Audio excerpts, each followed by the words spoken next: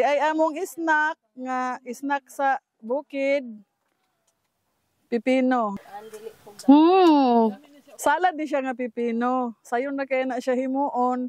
Ang mga kasagaran di mga og pipino, mukaon og isagol og kinilaw, kuan bagi upgrade ra.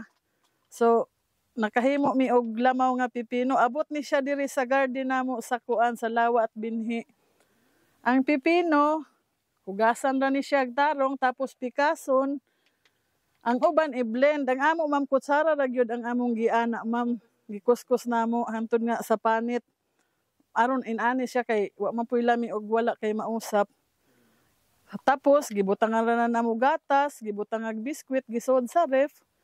Ang mga bata nga di mo kaon og pipino, so mag-inilugay nagkaon og makatilaw ani ma'am.